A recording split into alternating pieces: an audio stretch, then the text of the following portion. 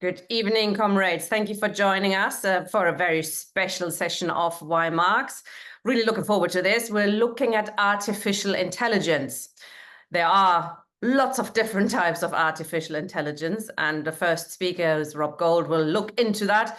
We'll also be discussing the impact of artificial intelligence on the economy, and perhaps, I hope we can get to it, what should our attitude be? Should we be a bit like the Luddites and reject it because it costs working class people's jobs, which it does? Or should we try and make it our own? Can we make it our own? So with us to discuss these things are Michael Roberts and Rob Gould. Very welcome to both of you. Thank you for joining us. And we are starting with Rob. And while he's speaking, I'm going to share the screen, which I'll do now. All right. Hello, everybody. So I'm going to start off with looking at AI within a kind of Marxist framework and what that means for the left in general. The topic really landed on my feet. I just came across, I was on YouTube and I just came across a video titled "The AI Revolution is Rotten to the Core." It was actually a very interesting video. I've included a link in the presentation. I'd recommend going and checking it out. It's quite abstract. It was made using kind of modern internet, memes and current, but it really exposed the way that AI has been created, and that really set me off thinking about it in relation to general exploitation within capitalism and what that really means for the future. So can't really claim real originality for any of the ideas I present here. It's all built on the kind of back of readings. However, I think I'm in a position to observe both AI and Marxism and kind of try and synthesize the two. So let's move on, Tina. That'd be great. So the sections of discussion I'm going to be looking at are, firstly, I'm going to kind of outline exactly what AI is. I'm not sure how familiar a lot of the audience is, so I thought it'd be good to start with that. And then I've got AI and Marx's concept of value. I've got a section on the fragment of the machine from the Grundrisse. Fragment on machines from the Grundrisse. It's very interesting. So, pages 690 to 780 in the Grundrisse. It's very interesting and can be refuted, but we'll get into that. And then we're going to look at AI and labor relations and some conclusions about what it means for the left in general. All right, you move on, Tina. That'd be great. So what exactly is AI? This is an approximate summation. I'm not going to bore you with loads and loads of technical jargon, but just give you an outline of what these models can do. So they are machines that deep learn and problem solve. What does deep learn mean? It means they kind of they can learn patterns, they can learn the way that language works, they can learn the ways that images move, they can approximate based on these patterns. The way they learn these sequences is through training data and algorithms that are designed to mimic human neural networks. So these really create the illusion of intelligence without being truly sentient. And AI is only as strong as its data set, the data set it's trained on. But these data sets are increasingly massive, and I mean massive. They are huge, huge things, these data sets that they're trained on. The architecture of AIs is really variable, and it can depend on the purposes that the AI is used for. When we look at some examples shortly, we'll see some of the different ways that AIs have been employed and how the architecture is kind of slightly different for each one of those. So they can be flexible, they can learn patterns, they are slow compared to humans in that sense. I'm been recently become a father and watching my 1-year-old learn what a cat is and be able to recognize the picture of a cat from quite abstract images of what a cat looks like. And she's been able to do that in a couple of months. An AI would need thousands and thousands of data sets to recognize that cat pattern and be trained on it by a manual worker. However, when they get in past the training stage, they can recognize billions of inputs. So ChatGPT, for instance, is a very famous one. The current model can recognize 175 billion input parameters. So it's huge. It's based on the training it's received and continuous user feedback. There's more to it than that. There's plenty out there to read up on this if you want to know more about how these AIs are constructed. So it's a great deal of controversy and kind of moral dubiousness involved in AIs. I've titled this slide "Controversy and Moral Repugnance." If you move on, Tina. So some of the complexities that come with AI.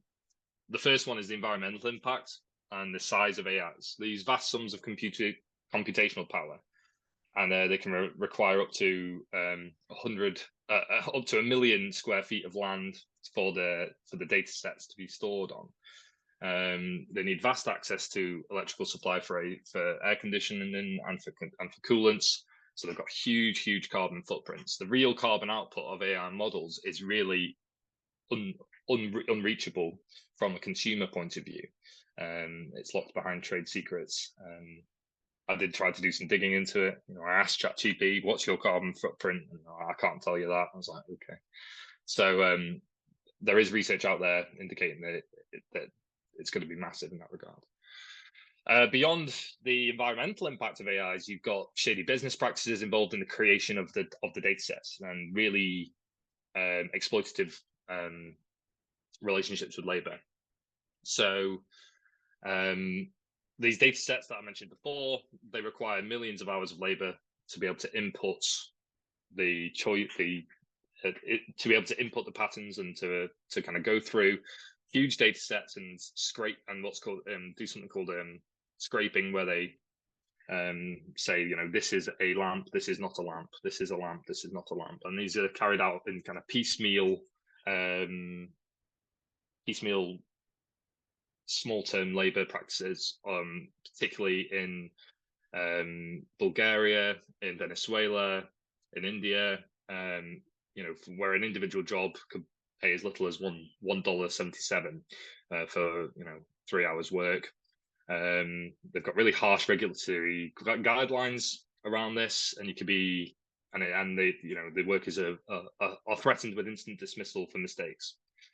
An example of this is the Mechanical Turk image scraping process, which was carried out by Amazon to create its AI. It was massive.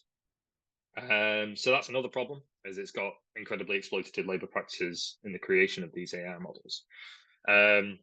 Third would be that there's quite often data set bias. So, even when you're going through and scraping these images, the data that the workers are presented with is often biased. When it's been used in the past by the police force, and there was an article about this in 2019 from the BBC. The RUSI, the Royal United Service Institute, have shown that police and data analytics carried out by AI is likely to reflect the biases of officers.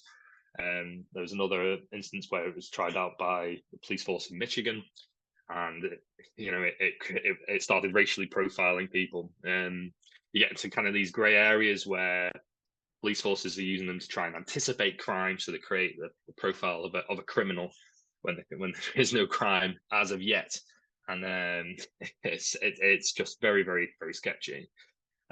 This data bias, I think, probably the most poignant example of how data bias can be really problematic for AIs is in the use of the Lavender AI, which was used by the IDF and is still being used by the IDF to target Hamas militia cells. I would put that in inverted commas there. The Lavender AI has generated 39,000 targets in Palestine, which informed where the IDF were going to airstrike. And the IDF, in response to this data, would use what they call dumb bombs to target the people that were profiled, which would just destroy whole families, destroy whole buildings with people in it, and just because they considered the targets generated by the AI to be low priority targets, but still wanted to kill them, so they would just blow them up with what they call cheap bombs, but the cheap bombs weren't precise at all. So this is the way that AI has been utilized by the state. This is the way that AI has been created, and this is the kind of cost of AI in the real terms in the world we're living in. Obviously, these are some of the kind of controversial elements. As much as there are controversial elements, it is worth acknowledging it's a machine, it's a tool. There are other uses that can come into play. So I'm going to move on now to look at AI and the concept of value. So when we're looking at Marx's concept of value, again, I'm assuming there will be some familiarity with the concept of value from Capital. However, we'll go over that a little bit more. So the AI really fits into Marx's concept of value in relation to the variable capital and fixed capital relationship. So the production of commodities in capital can kind of be broken down into relationships between two types of capital: variable capital and constant capital, or fixed capital, as it's called intermittently. Variable capital relates to the role of wage labor, and fixed capital relates to the means of production, which is land, its tech, and its infrastructure. So the two combined produce commodities with a variable rate of value. This value produced in this production process is an exchange value in the capitalist mode of production. The exchange value is comprised of the sum of labor imbued in the product and how much surplus labor above the cost of wages has been extracted in the production cycle. The surplus labor can only come from the variable capital aspects, because that's wage labor. There is another, and we're going to get into that, there's another aspect of surplus value in the sale and realization of constant capital, fixed capital, the means of production, that we'll go into a bit further on in a moment. So Marx's key argument in Capital and elsewhere is dependent on the fact that value and profit is only created by labor. This is not to say that variable capital is the only thing that adds value. Constant capital can add value too, but for Marx, fixed capital is representative of dead labor. It's labor that's already realized its value through the production chain. So any value added by this means of production is already been extracted from the laborer. So importantly for us, kind of Marx's concept of fixed capital is not exclusively tangible. I think a lot of people are going to get themselves in knots thinking of fixed capital as tangible. It's something that, you know, it is the machine that creates the commodity with the laborer. It is always something that's directly involved in production, and it's actually no. Fixed capital can be more than that. It can be roads, it can be infrastructure, it can be communications, it can be a wide variety of different forms, depending on what the production process needs. So anything that is infrastructural, anything that is structural in the production process can be classed under fixed capital.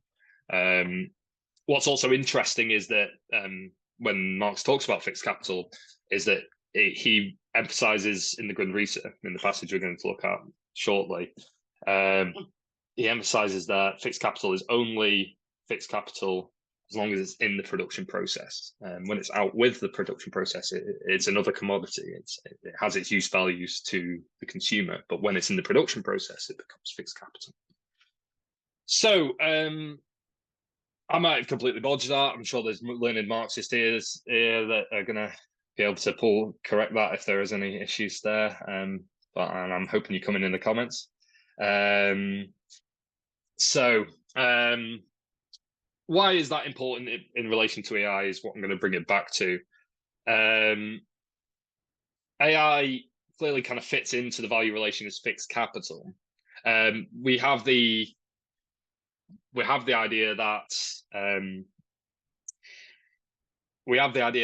AI could be generative, it could create things, you know, but we're not at that point yet with AI. It's not sentient. It can't be classed as value producing in its own right. It still relies on these dead labor data sets.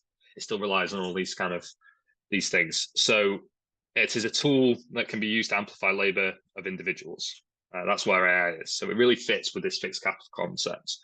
It cannot independently operate, and it reduces necessary labour time to a minimum, which is important because reducing necessary labour time allows you to increase surplus value extraction, at least in the short term. There's a contradiction there that we'll come to more thoroughly in a moment.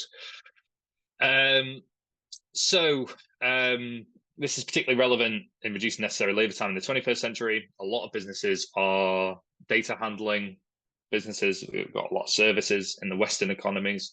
So many jobs could be affected by AI in this aspect.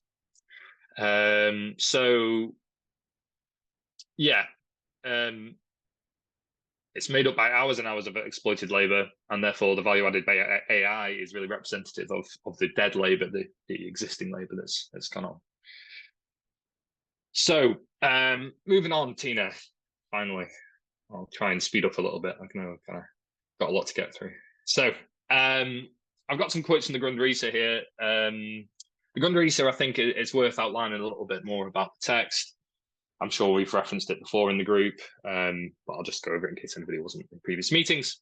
The Grundrisse is written before Capital. It's the notebooks that kind of were involved in the formulation of Das Kapital. And such, that many people would say that the writings in the Grundrisse are the formulaic precursor to Capital. They are Marx's notebooks on the creation of Capital. And they include ideas that aren't fully threshed out in the 2 volumes that were published before his death. But then it could be argued that these aren't the finalized thoughts on some of these issues. So take the coming sections with a pinch of salt, I would say. But they are incredible in their foresight.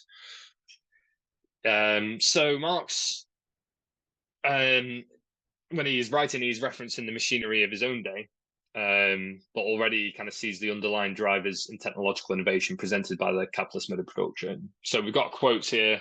This first quote I'll read. "In no way does the machine appear as the individual worker's means of labour. Its distinguishing characteristic is not the least, as with the means of labour, to transmit workers' activity to the object. This activity, rather, is posited in such a way that it merely transmits the machine's work and the machine's action onto the raw material.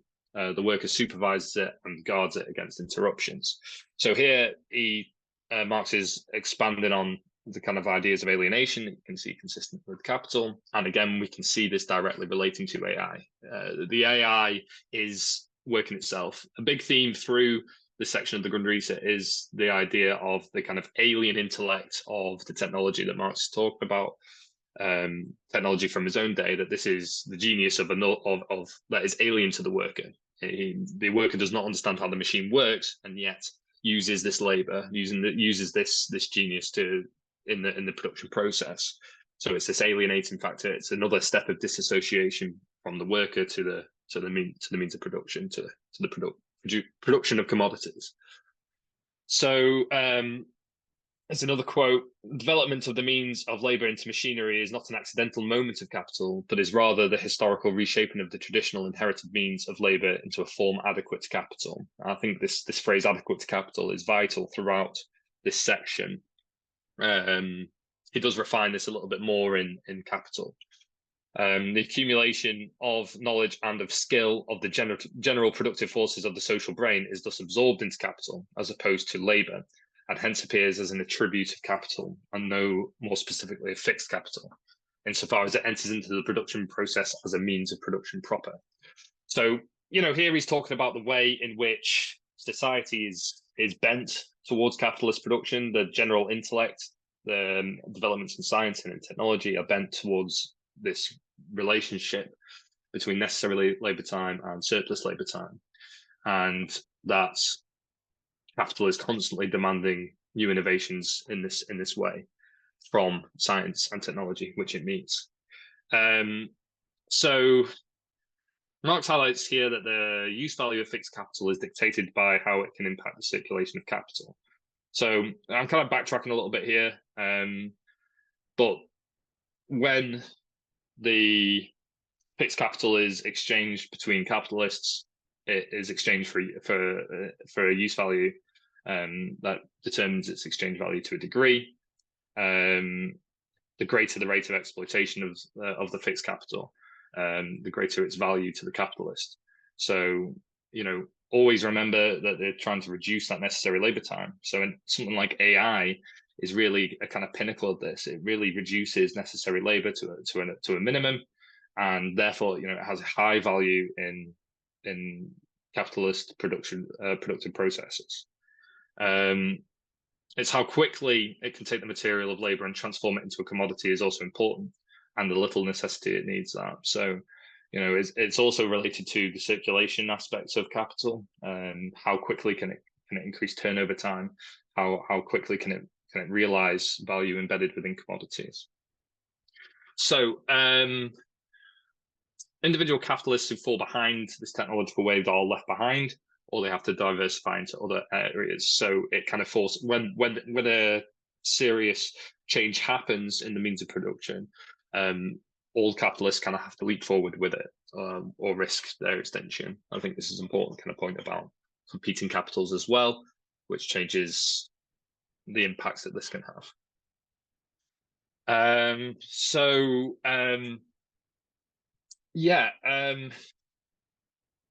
The key thing to take from this, I think, is that it's this relationship that the worker has with the machine. It really saps the worker of skill and autonomy. We're going to see, I think, as Michael Roberts will expand on, a great deal of jobs that are going to be impacted by this. A lot of jobs that we now consider skilled will become less skilled, and the wages will follow, I would assume. So that's really my part on this section. If we move on to the next bit, Tina, which continues talking about the Grundrisse and capital.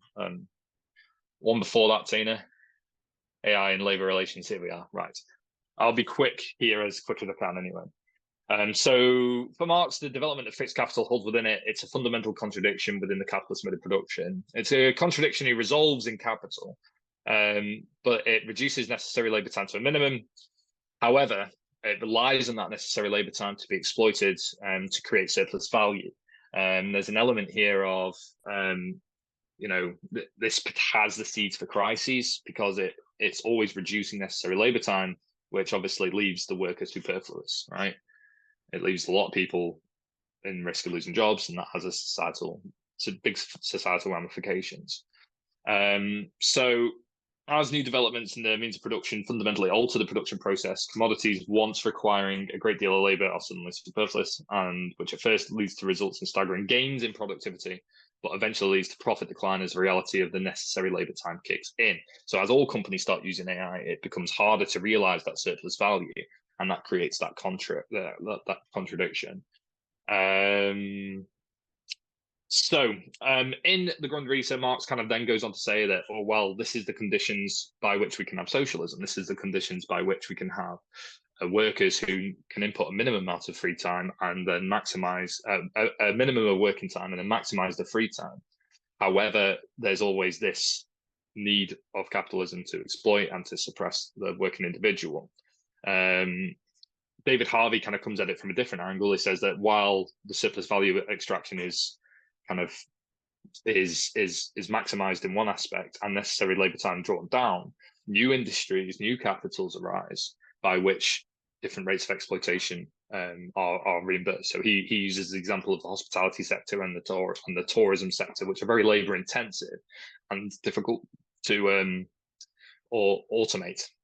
However, there are things going on in that regard. Again, I'm not going to come out here and say that there's any distinct conclusions about what the ramifications of this are for socialists, but I think it's definitely worth mentioning, and it has a real value for discussion. So I'll finish with this. The Tony Blair Institute for Global Change has already advocated for the use of AIs in education. I'm a teacher, so for me, I'm kind of feeling a bit like, back off my job, AI. But they're looking to reduce the public expenditure from teaching by 30% over 50 years using AI. And how is that going to happen without a real-term reduction in wages? I don't know. So government are thinking about this. The advisors to government are thinking about this. This is something that's going to be upon us very soon. I think as the left, we do have opportunities with AI too. with an AI model in the hands of the left, you could produce propaganda in every language in the world. You could really unify a lot of working class around the world. Labor surveys that were carried out by Marx and Engels, by Engels particularly, could be done with the right data set very, very quickly by an AI. And that gives us access to kind of data that we wouldn't have had before on working conditions, on the reality of working life. We could, the meetings and minutes could be reduced to nothing. So I'll finish with this next slide. This last slide is something I made with ChatGPT, which is I titled it.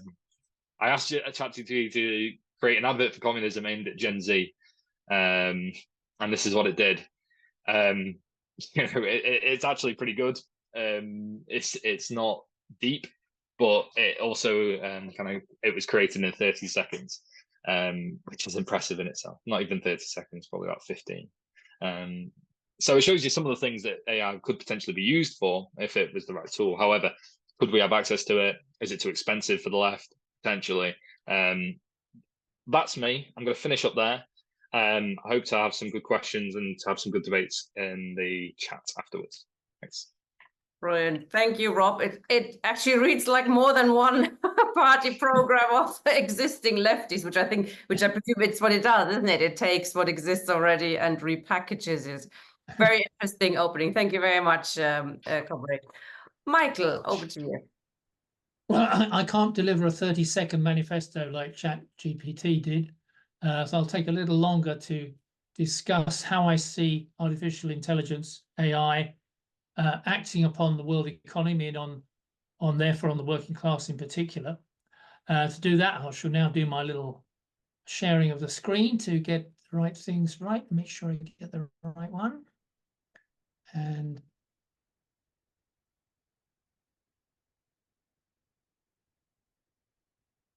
whoops.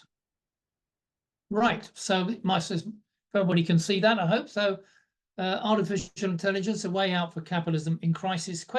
So that's briefly what I'm going to discuss, because at the moment, if you read the financial media or any media, artificial intelligence is the big thing amongst the big companies, particularly the tech companies. This is going to not only give them huge profits and gains, but also transform the world economy and solve all the problems that exist at the moment by providing a massive increase in the amount of knowledge that we can distribute, and also to enable all sorts of the parts of the sectors of the economy to grow faster without the use of huge amounts of labor.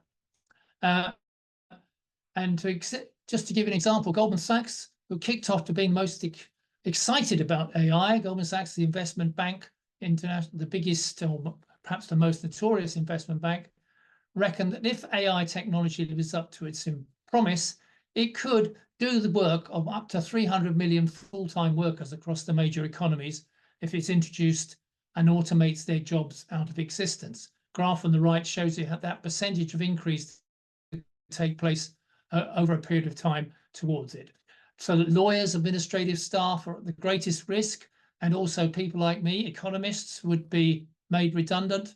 Not only did Rob do that for a left manifesto, I did it for all sorts of economics problems, and the economists are doing that, and they found that they can get a rough and ready result on what they want to know by using these AI machine learning machines.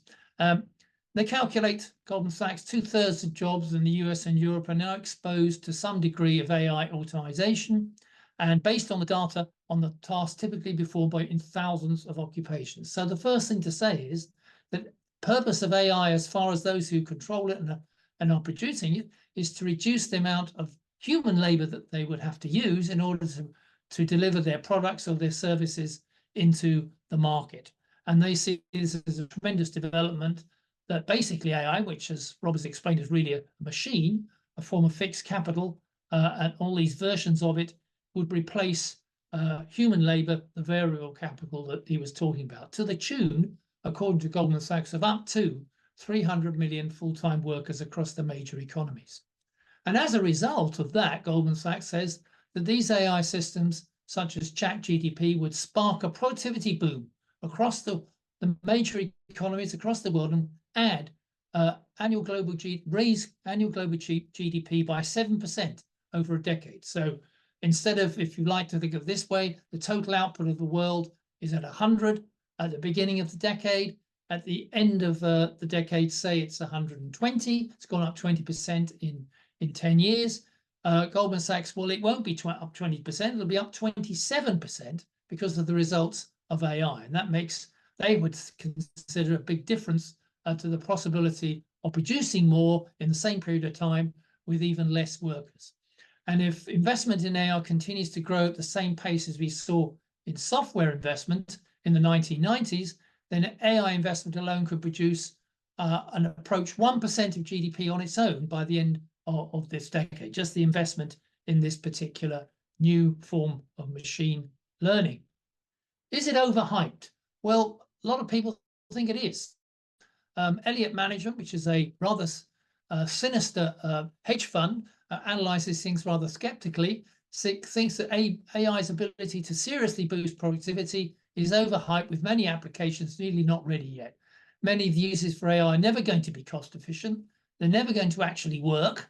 They will take up too much energy and prove to be untrustworthy. They will give us wrong information, misinformation, which Rob has been talking about.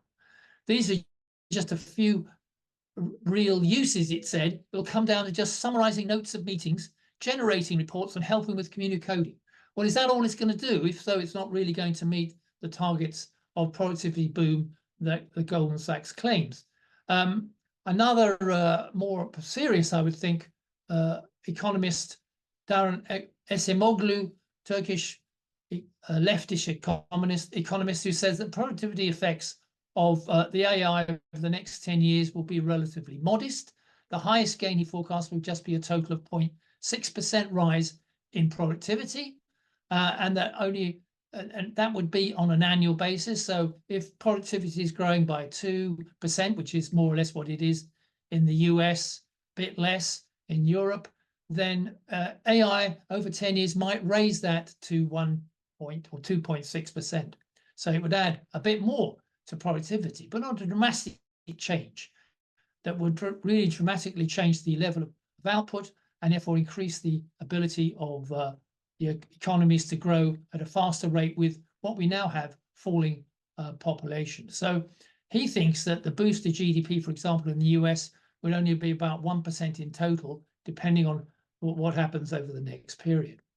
So small gains.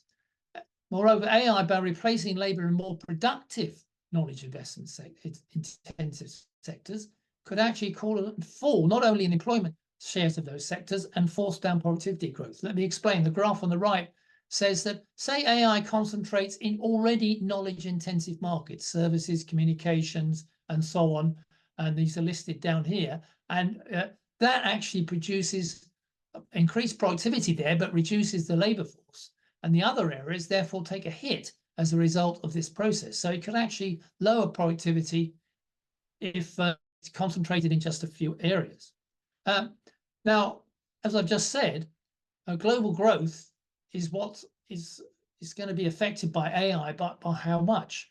The skeptical forecast, which I've just presented, suggests maybe perhaps by 1% a year they could add. So if the current growth rate for global growth, as forecast by the World Bank for the rest of this decade, is only about 2.2% a year for all the economies, the IMF puts it a bit higher. But if we add the Goldman Sachs forecast in, we get about 3 or 3.5% a year for global real growth, which is not much higher than it was in the 2000s or 1990s, if that.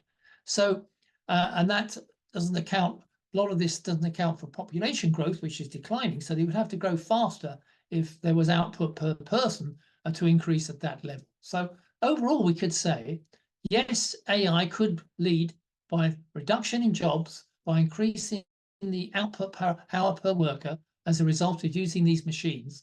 It could increase the productivity of the workforce globally and in the major economies, but it may not increase it very much, not by such a large amount that you would think it would really transform the position for the major economies around the world.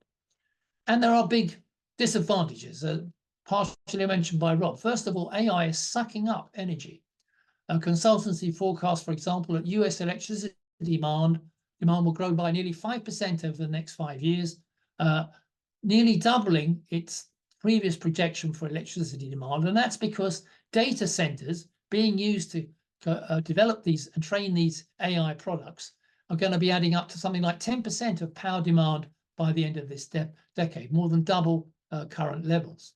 So that means also that there's going to be impact on global warming. These are guzzling technologies of energy, and if they use energy to cool, they have to use that water energy to cool machines down and to train staff. 6,000 times more energy is used in training these large AI products than a European city.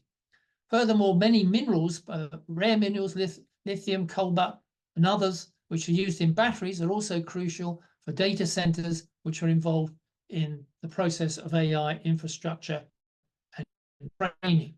So there's a tremendous pressure on resources now to go in this direction, and it's got to deliver something better than that without damaging the economy, not only the economy, but the climate in the future.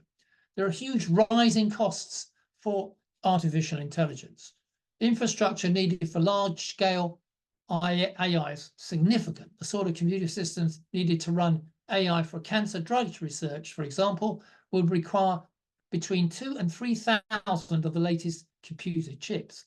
The cost of such computer hardware could easily come in at upwards of $60 million, even before the cost of other essentials. So just in one area where AI might play a role, there's a big increase in the cost per involved in producing the infrastructure and delivering some new innovations that come from the process.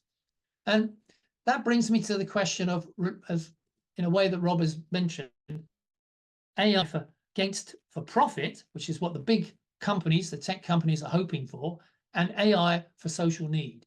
If we remember the OpenAI, which was founded by a man called Sam Altman, his aim was to produce OpenAI. So we'd have AI, which everybody could use for their own benefit, ChatGPT 0.3 or 4 and so on, and that this would be for the world and not for any specific companies that would control it. Well, he soon dropped that position because the other founders of his company, OpenAI, found that he was actually organizing separate companies that would be profit-making and would control the gains that the developments that we were making AI in those. And they tried to remove him from OpenAI, but eventually he was able to re-establish his position within the company. And now with Microsoft coming in and basically owning OpenAI, Altman has become basically the representative of profit making for artificial intelligence. So AI under capitalism is not going to be innovation aiming to extend human knowledge and improve the general conditions of humanity and reduce the toil, reduce the hours of work, create conditions by which more machines can do drudge work, and we can concentrate on innovating and creative ideas. It's going to be innovation for making profits for capitalist innovators like Sam Altman. It's very interesting to note that only this last few weeks, the state of California is preparing a safety bill, which is directed at AI models that cost more than $100 million. So we have such models already to train. Roughly the amount required to train today's top models, 100 million. And the idea is that they want no models can come on the market and be used unless they meet certain safety conditions, that it's transparent, but they're not misrepresenting the knowledge. They're not creating conditions by which you can have dangerous processes being developed as a result of AI's out of control. They want some sort of regulatory safety control over AI. This has been strongly opposed by the top tech companies, as you can imagine. And that this is a fast-moving target because one chief executive said that these cutting-edge AI models, maybe 100 million now, but they're going to cost 1 billion or even 10 billion to train in the next few years. There's a massive infrastructure increase going on in terms of spending and investment in this area, and yet there's no control over what is being produced as a result of that. Dan Hendricks, who's the director of the Center for AI Safety in California, says that opponents want governments to give them a blank check to build and deploy whatever technologies they want, regardless of the risk or harm to society. Now, Rob raised the point that actually what we get is a contradiction within the development of a capitalist accumulation between investment in machinery and investment in human labor. Human labor, in Marxist theory, is the only part of labor or work, if you like, which is actually creating value, which capitalists can then appropriate into the form of profit, control the commodities that produce, employ the workers there, and then use that to invest in further production and more profit, competing against each other. But the best way to reduce production costs, increase productivity, the cost per worker, is to find new machinery, innovative machinery which can replace workers. So AI is another form. The aim is to dramatically reduce the amount of human labor, but that will mean, as Rob's pointed out, an increase in constant capital. It won't cheapen fixed assets. It'll be a massive increase in the infrastructure involved, 100 million, 10 billion, even more, as the process of AI expands across different sectors and the development takes place. So there will be a rise in the amount spent on machinery relative to the amount spent on human labor in value terms. Marx calls this a rising organic composition of capital. And that, in his theory of the tendency of the rate of profit to fall, means that there'll be downward pressure on the average profitability in the major economies. So we have a contradiction. The aim of capitalists is to use AI to reduce the labor force and dramatically increase the profits they get out of it by investing more and more in AI and other constant capital. But in so doing, they come into a contradiction with the possibility that the profitability over time that they make will fall. And that pressure between falling profitability and rising productivity is the issue that is always at a balance and struggle within the capitalist process of accumulation. So we have a dramatic investment explosion going on in the tech giants and beyond, are spending over 100 trillion in AI investment in the coming years. Will this large spend ever pay off, or will it actually lead eventually not to an increase sufficiently in productivity and more profits for these companies, but actually a fall in the overall profitability? The graph on the right shows you what Goldman Sachs thinks will be the investment increase over the period up just to next year, already at 240 billion and beyond. But there's been therefore a massive investment in financial investors into these big tech companies. And the biggest one, which produces most of the microchips that are used in AI production and development, NVIDIA, has rocketed from absolutely nowhere to a huge price in the stock markets of the world, particularly in the US. Now, is this a bubble? Are these stock market prices for these tech goods, particularly NVIDIA, getting completely out of control relative to what can be delivered in terms of profits in the future for the capitalists and productivity for the world economy? That remains to be seen. My impression is that it is a bubble already. That doesn't mean to say that AI will not be developing, increasing productivity, but in terms of its capitalist deliverance for profit, it's in real danger of turning into a bubble. That's because the OEC has looked at the question of how long it will take AI to come into various sectors of the economy. They say the adoption of AI is still very low. Less than 5% of firms are using AI as of 2024. So if you put that into perspective of other previous technologies, like the invention of computers or electricity, that's generally taken over 20 years to be fully diffused across the economy. So if you look at this graph by the OECD on the left here, you can see they've got PCs, or if you like, or before I take electric power, it's down there at 1900, but it takes right up until 1919 before it gets over 50% of covering the whole economy, being used in the whole economy. In the case of PCs, computers, they started to come in 1984, and you can see they didn't reach the 50% level until right up until the end of the 20th century, around 2001. And now we have AI. That's currently in 2023, only 2% of the economy was using AI.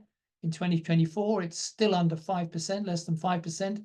But if that same period of time takes that, we'd have to say that AI, if it's going to be a successful new innovation that spreads across the major economies of the world, it could still take 20, 25 years from here. So right up until 2050 before it becomes a major part of our lives and operate in that way.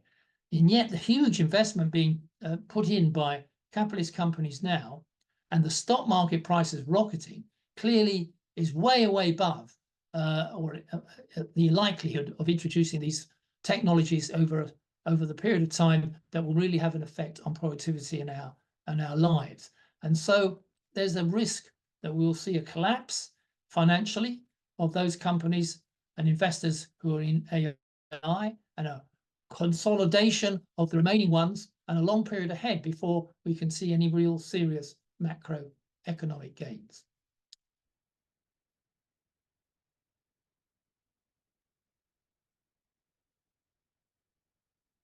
Thank you very much, comrade. Could you switch there you are. Good. Fantastic. Very interesting, both of you. Comrades, if you want to come in and ask a question, please click raise hand and I'll make you into a panelist. Just to get the ball rolling quickly, slowly maybe. I'm starting with you, Michael. Interesting when you mentioned all these jobs that could possibly go or that are under threat. You know, you mentioned like lawyers, economists, advertising, banking.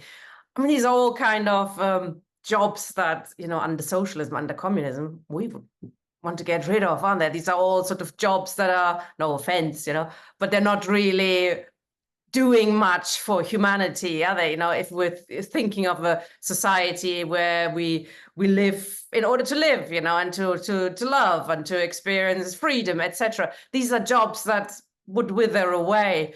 Do you think sort of, you know, I know AI in the period here and now, it's, you know, I mean, Rob tried to think of useful things for the left, there aren't that many.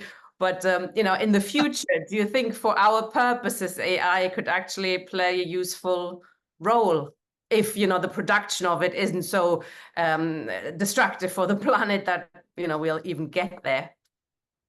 Well, I think so. I mean, let's take previous innovations. Will we not say that electricity is going to benefit humanity? Yes, but it can also make huge profits for capitalists, and it could mean that those people who used to do gaslighting and put oil on lamps are all out of a job. But the process of new products, innovations which can change our lives and improve our lives, is something that we want to increase. So the same with computers, PCs, the internet. All these are tremendous innovations that we've seen in the last, at least in my lifetime, which have dramatically changed the way we live and how we communicate.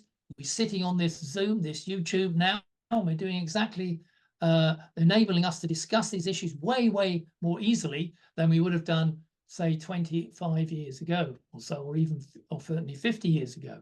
So these are dramatic changes that can definitely help working people to improve their lives. But of course, under capitalism, the aim is not necessarily to improve our lives, but in fact to sell products to make money.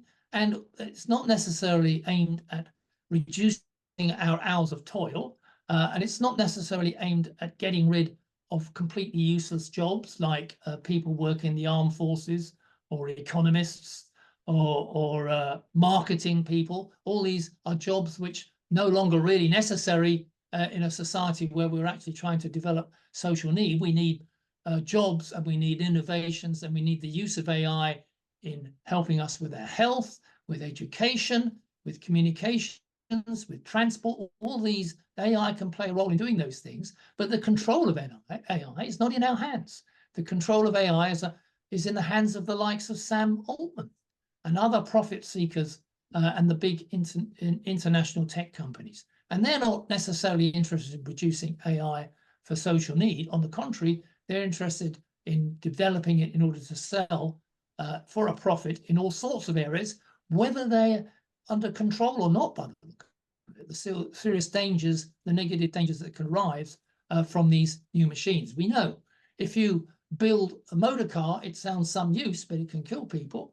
But on the other hand, we can also build tanks, which kill a lot of people. So AI is like that too, in that sense. It could be used for social need, but can also use to damage humanity and the planet. And that's why the control of machines, control of these machines is valuable for us to develop our lives, but it can only be done if we actually do collectively control them and we take it out of the hands of the owners of capital that have it at the moment. Like all the other means of production, quite right. Exactly. It's no different. It's just another new way of looking at it. Yeah. Rob, I was thinking about it when you were talking about it, about being a teacher and the use of AI. I've actually heard people, or I've read about it, that people think that it's used in teaching, for example, or maybe even policing. There is a bias, but also that you could use AI to get rid of the bias.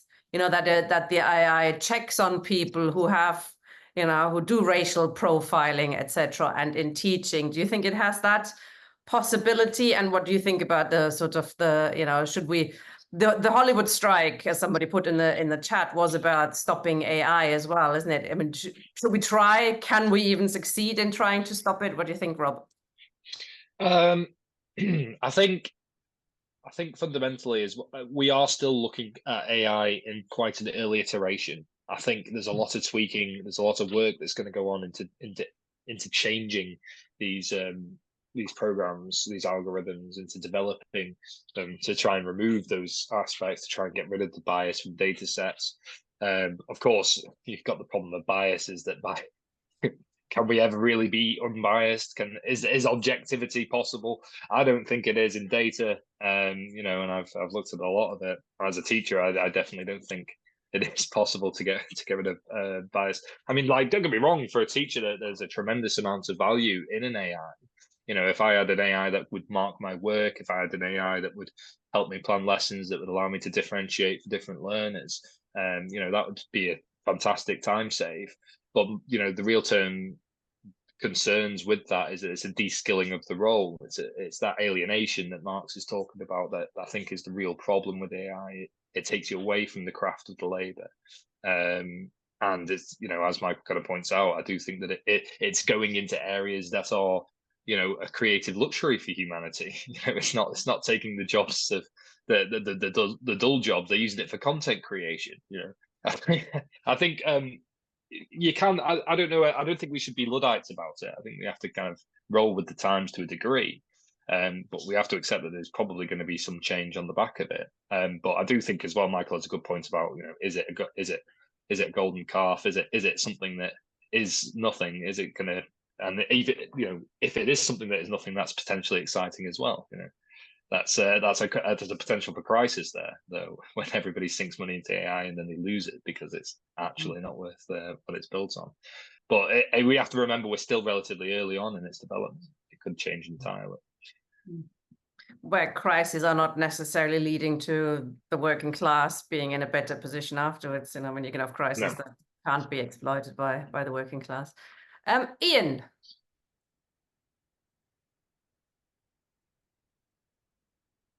Good evening, comrades. I'm a nurse by trade, and in a sense, I take your point about the analogy with electricity, and I can see this, and from my point of view, I'm actually quite optimistic about AI.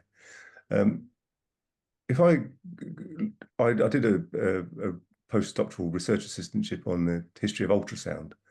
And if you look at ultrasound, when it first came out, it had to be a very technical business. It had to be operated effectively by experts. It had to be, it was big cumbersome machines and all the rest of it.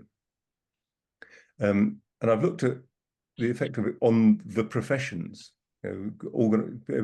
occupational groups which were relatively privileged and guarded their privileges jealously. I think what we're seeing is in a sense, the proletarianization of professions anyway, at least in part due to all sorts of other technologies. So if we go back to my ultrasound example, whereas at one time it would be a consultant gynecologist or a consultant obstetrician doing ultrasound, healthcare assistants now do bladder scans routinely using ultrasound on the wards where I work. And all sorts of other examples like that, so that many of the jobs which were previously done by junior doctors are now being done by healthcare associates. And you can't take that away from what I think is the process of proletarianization taking place within medicine, and we've seen it expressed in economistic terms, at least by doctors going on strike and so on. Why I'm more optimistic about it is the way in which it has the potential to hugely speed up the research process. So for the development, for example, of new medicines and vaccines.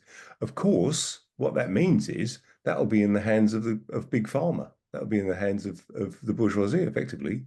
And so something which is potentially hugely liberating to humanity is then monopolized. And as we see already with drugs and the very long kind of copyright that they have on the production of new medicines. So what you end up with is huge costs associated, so that drugs and vaccines and things that people need are out of the reach of the poor. But potentially, at least, AI has the capacity to mean you could bring. I mean, look at the speed at which the COVID vaccine came in. Imagine that accelerated by 10 times. And that's what I find it hugely optimistic about it. But of course, it's the social relations that have to change. And without that, it'll be just used to enslave us all the more. The only other thing I can think of, and it's not just about the proletarianization of professions, but the extent to which it will accelerate that tendency of the rate of profit to fall and accelerate, in a sense, the crisis of capitalism. The important thing, I think, is for communists to be there to explain what's going on and to understand it, and rather than simply oppose it, say, we want to embrace this for the good of all humanity, and not just the big pharma or whoever else can take it over. That's all I want to say. Thank you. Thank you, Ian. Either of you want to say anything on that issue? Michael or Rob? Go on, Rob. Yeah, yeah.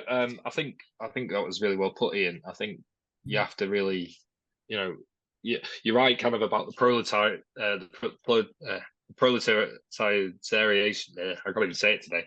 The de-skilling of labor. I think is a really good point. It's already happening, and that really just shows the tendency of capitalism to always be driving down that necessary labor, to be driving down that value of labor, to always be trying to alienate the worker and reduce the cost of necessary labor at all turns. And you're right to kind of point to the fact that the AI in the hands of the private institutions will be used against the public sector as a big weapon. It's going to be very expensive for the public sector. There's no two ways about it. Like everything else, every private sector contract seems to be just add another zero to the price that you would charge in the private sector when you're dealing with the public sector. So I think that if it's brought wholesale in it like that, it's going to be disastrous for public finances. Already more than it already is. But also, I think there is optimism, but there's also, if any serious work movement is formed, what's going to be used to profile us? How are we going to be found? The machine's going to be looking.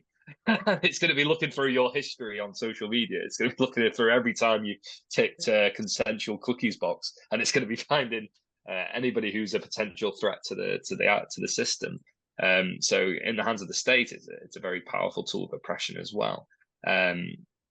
How can we liberate it? How can we free it from these kind of hands? I think looking into shadow coding and creating kind of nefarious networks of personally constructed AIs is the way to go. However, the crossover between Marxists and computer coders, I don't think is as common as we might like. So maybe that's where we need to be looking for recruitment in the future. Thanks, Rob. Michael, did you want to say something? Well, I agree with Rob there, of course.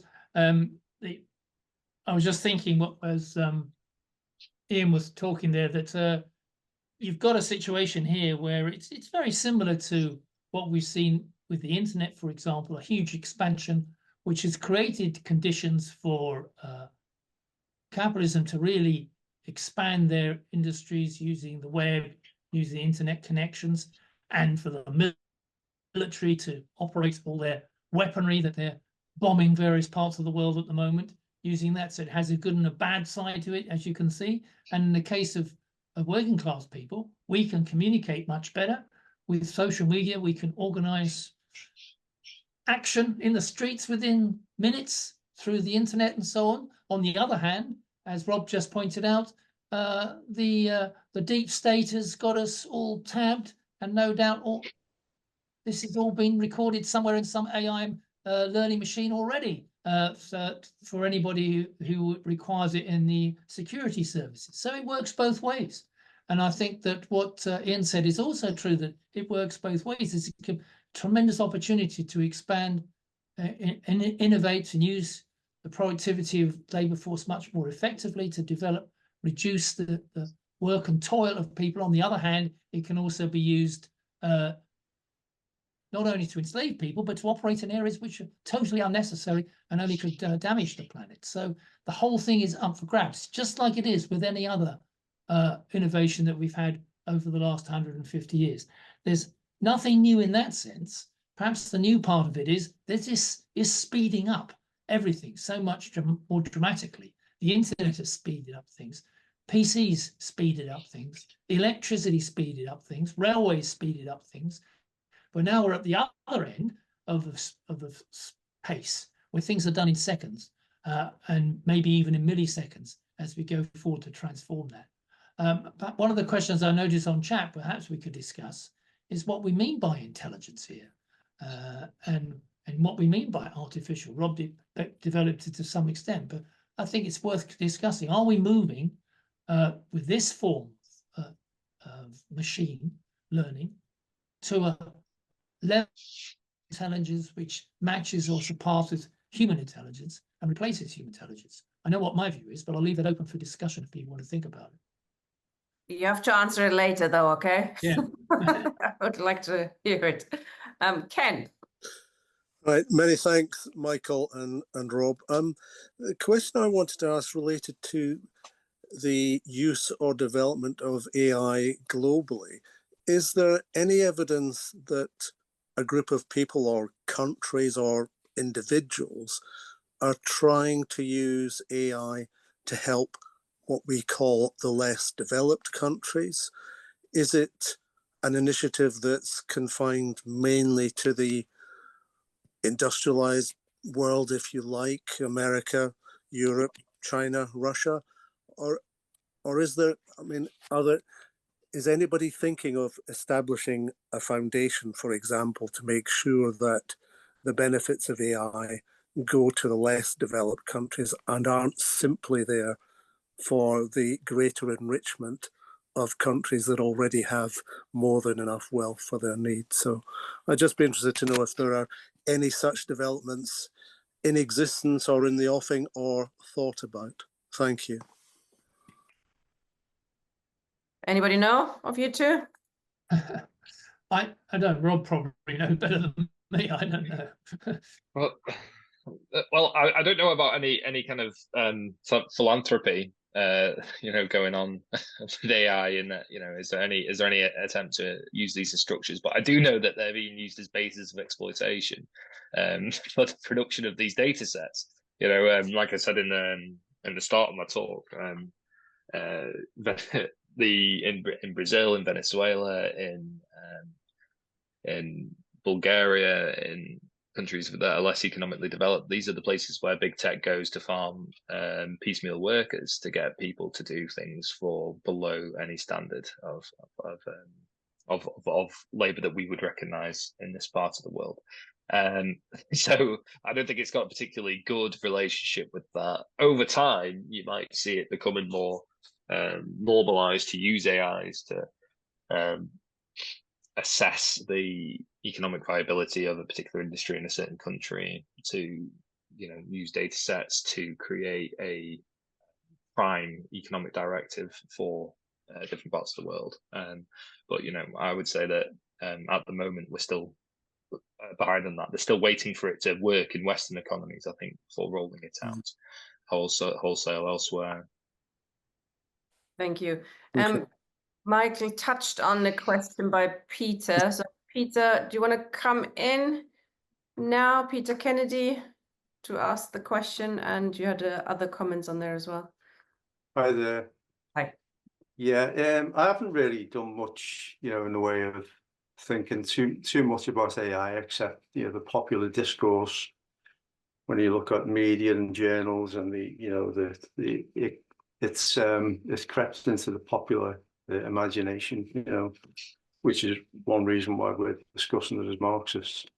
But the thing I always find difficult sometimes is getting a handle on the terminology and artificial intelligence. It's important because this is like an umbrella term for quite a lot of, as I understand it, quite a lot of the disparate technologies, based around the internet, digital encoding, and of a variety of labor processes as well.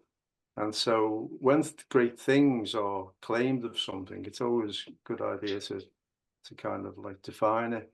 And if you define artificial, what's that? Well, it could be made by humans, so it's something constructed by humans, like an artificial plant. We know is not a plant of nature. It's constructed by humans.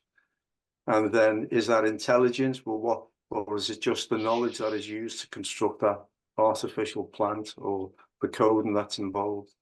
Is the coding and the models that these software engineers put together, does that, when it's combined a certain way, does that move from knowledge to intelligence? I don't know. We have human intelligence, but that's created over many thousands of years. Of Engels, I think, had an interesting idea about how knowledge and consciousness and intelligence is formed in the human species through activity. The act of speaking is involved with tool making and so forth, and living on nature and combining with nature. So it's that kind of like rich dialectic, which I don't assume joining a couple of codes together or models, or having models build models, is going to kind of light up at any time soon. So, but I think the point is not to throw cold water on the advance of technologies, because why be a Marxist if you're going to do that? You might as well be a Luddite. But what I fear is that we could be entering the bubble in terms of a fetish, and take our eye off the ball as on other aspects of capitalism. It seems to me that capitalism lacks a future, and it likes to develop a future while also developing a kind of futuristic set of ideas about progress, which can further exploit and alienate people and sustain what is a system which doesn't really have that much of a bright future, except to kind of like sustain itself in the way it's doing now through wars and so on. And I'm thinking, is this another like hyped up ideological message that we're receiving, just like the dot boom, which collapsed in a bubble, and the housing, the sub housing, because the logic of them is that invest in this and all will be well, because it keeps on making and generating profits, and the answer and the history is that it doesn't.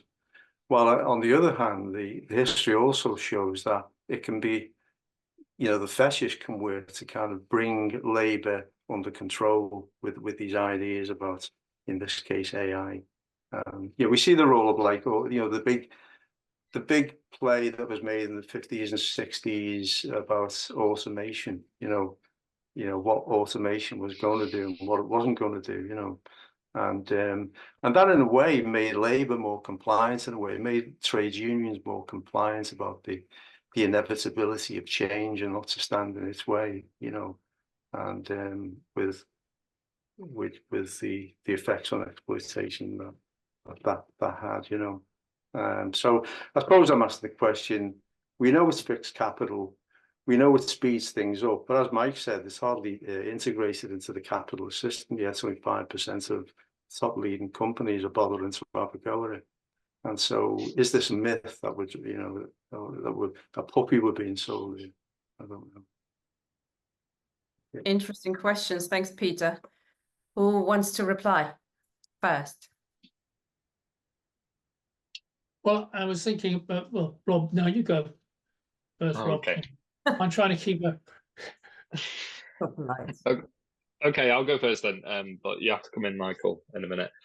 Yeah, I would say that, Peter, you're exactly right to kind of think about it like that. My initial kind of response to it actually is kind of similar to what Michael said about, is it actually this kind of idol? Is it something that is what it says it is, or is it, a lie? I think either way, as Marxists, we have to arm ourselves by understanding it as best we can. And I think that's a lot of the reason I wanted to do this talk, was actually to show the other side of AI, because you presented, in the mainstream media, and you presented in the world around you that this is, the revolutionary new technology. This is the way things are going. And actually, there's a dark underside to it, an exploitative underside to it. There's a real cost to it. It's not all net positives, and it's not all negatives either. But the best way I think that we can, really assess, is it something that's important? Is it something that's not important? Is to look at it from my perspective through a Marxian lens and say, where does it sit in the circuits of capital? Can we dispel some of the kind of hype around it? Can we dispel where it sits in the labour relations? And can we kind of show it, lay plain the ambitions of capital in that way? Well, I think Michael did a brilliant job of that, and laying plain, we've got all this capital flock to it, all the money that's going into it to try and develop it, to bring it into fruition. It shows us that the capitalist thinks it's important. They think it's going to be the next big thing. Whether it is or not, I think we can say that's the whole reason we're having this discussion. I think it's very important to always keep that fetishism in mind. Thanks, Rob. Michael.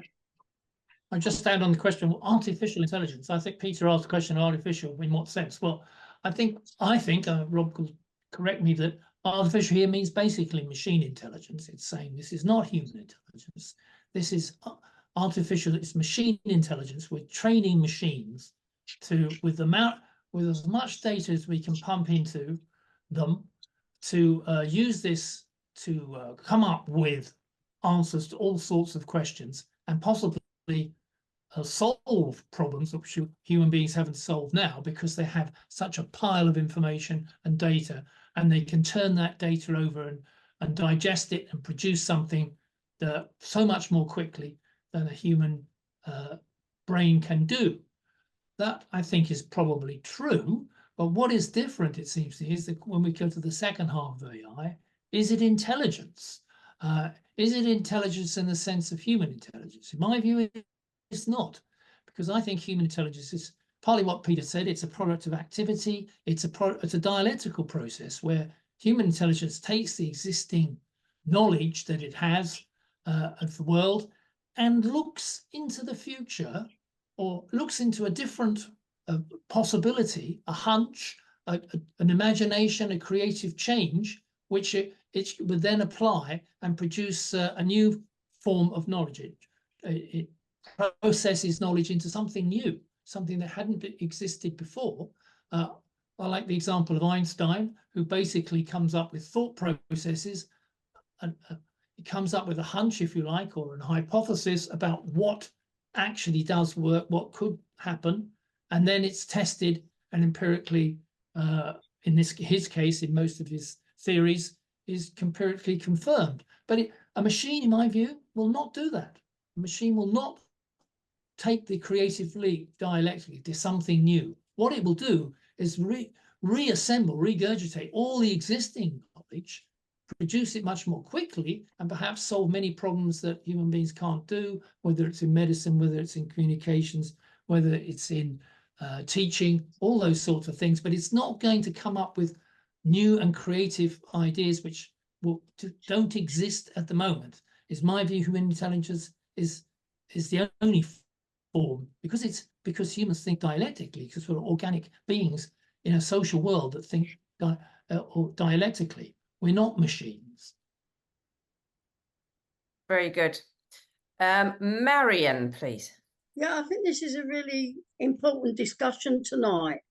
And I think can be a useful tool in terms of reducing the amount of labour time, and so that we human beings have more free time to do things. And if it was owned and controlled in a worker state or a post-capitalist society, that would be one thing. For me, it's who owns, who controls it, and for what purposes they're using it. I think that's what we have to look at. And the de-skilling and alienation, I can talk about my experience of working in post office telecoms that became BT. When I first started working there in 1979, I think it was, there was very few computers. In fact, in personnel, there was no computers.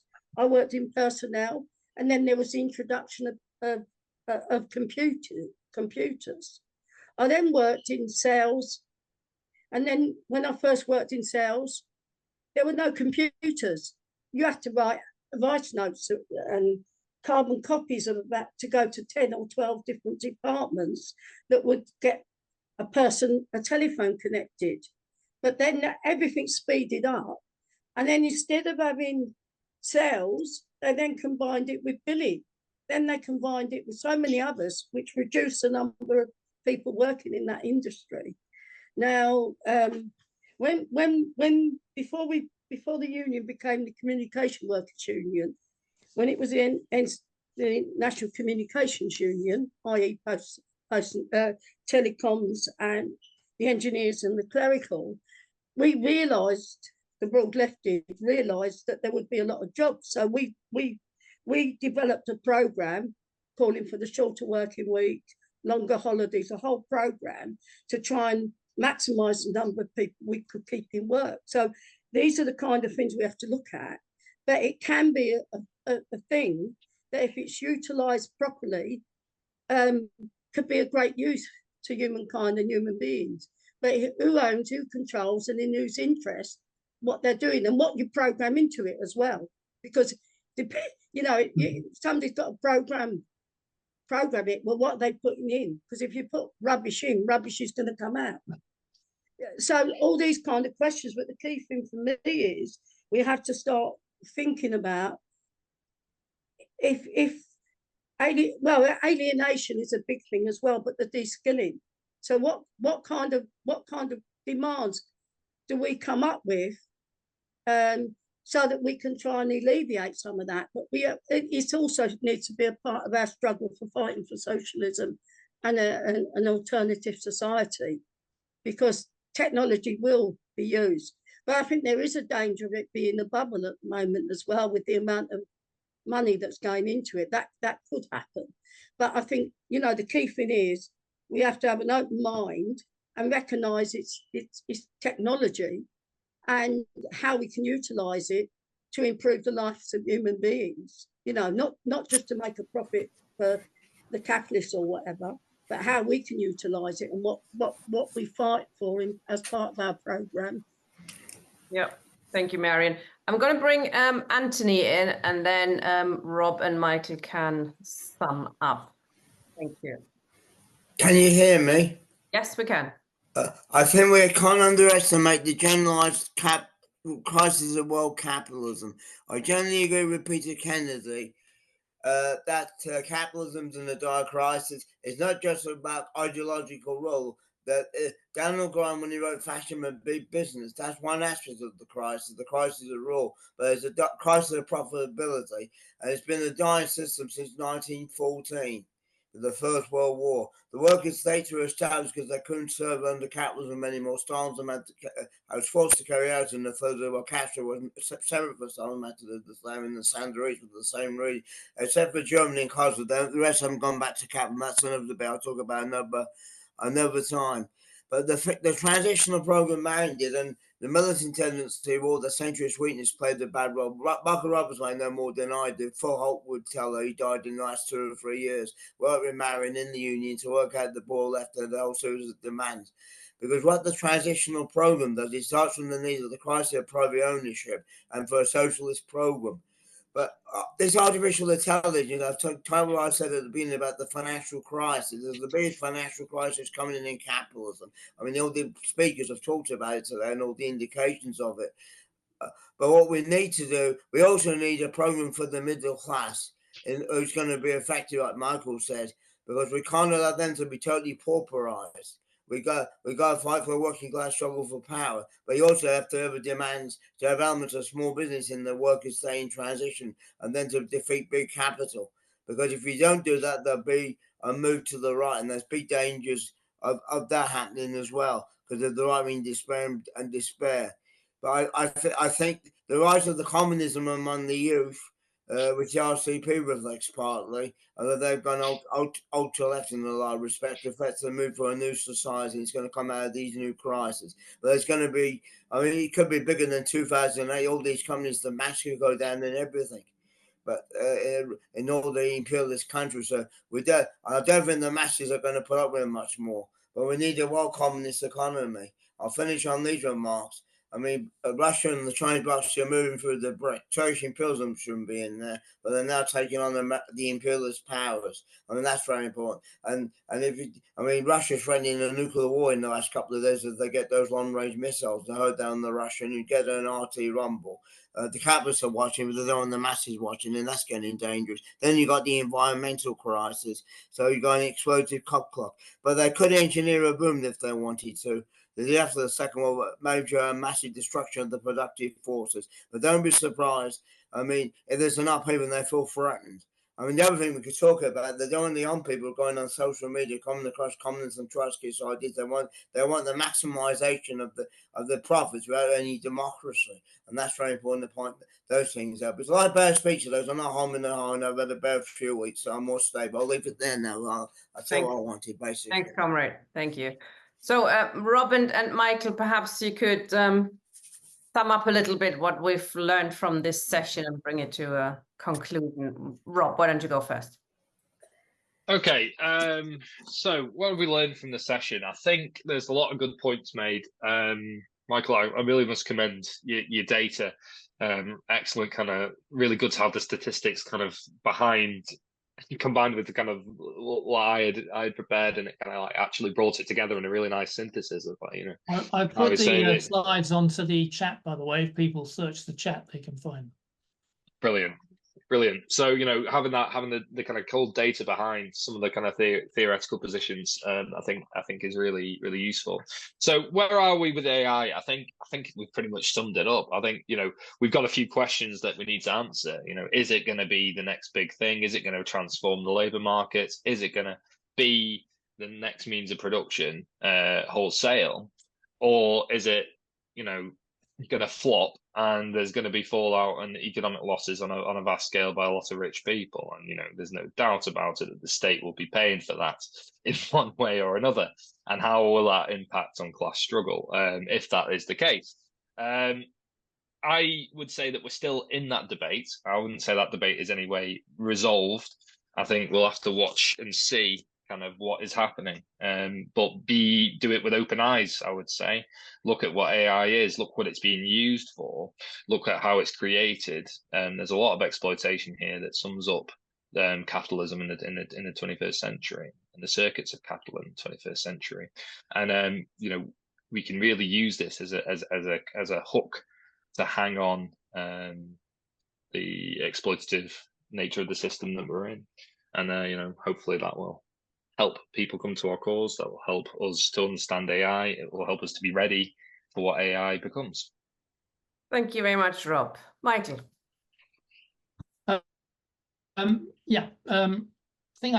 learned from it was a point that Rob made at the very beginning, when he pointed out that, and perhaps people aren't aware, when they talk about machine learning, somebody is teaching this machine.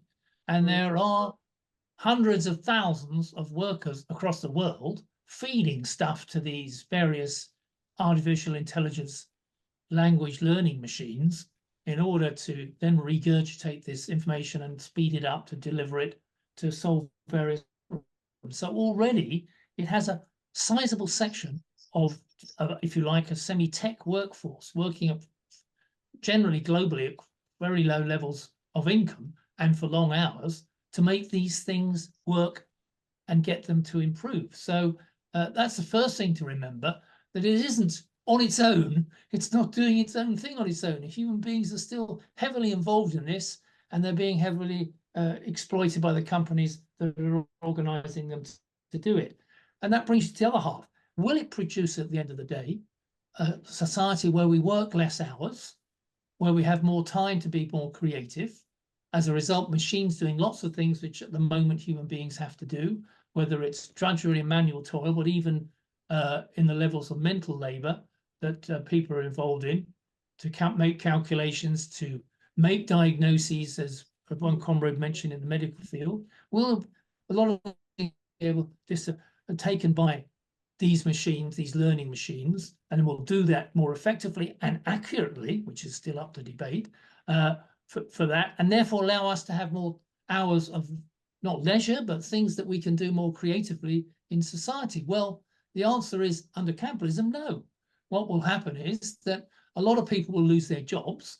Actually, hours of work won't fall. I mean, I was just reading the other day that the male labor force of the United States works, the male labor force, not the female labor force, is working on average between 44 and 46 hours a week, which has been the situation probably for the last 40 years. So nothing's really changed in terms of the hours of work that people are putting in. They might be doing a little bit more at home than in an office and so on, but nothing's really changed in terms of the hours of work, despite all the tremendous innovations that have taken place over the last two generations. So I think what will happen if capitalism is still in control of these artificial intelligence machines, then it will be less work for many people, but still long hours for those that are still being employed, and not necessarily at good money either as a result of that process. So that's one thing I drew from this discussion. And I think what flows from that is what Marion said, that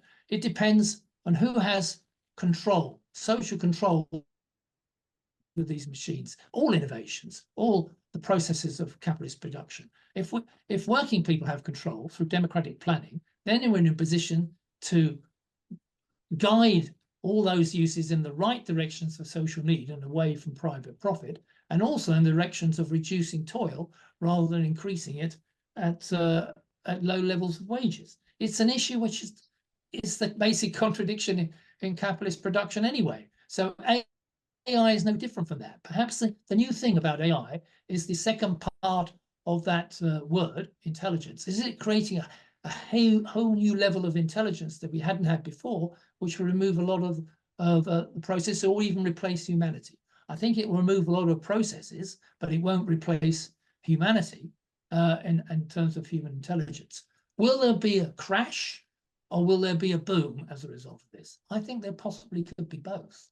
We're going to have a crash, I think, because it's way overhyped. The financial investment in AI is just ridiculous. And the price of the stock market of the AI companies is ludicrously high compared to what they're delivering, less than 5% impact upon the world economy yet. That will change, however.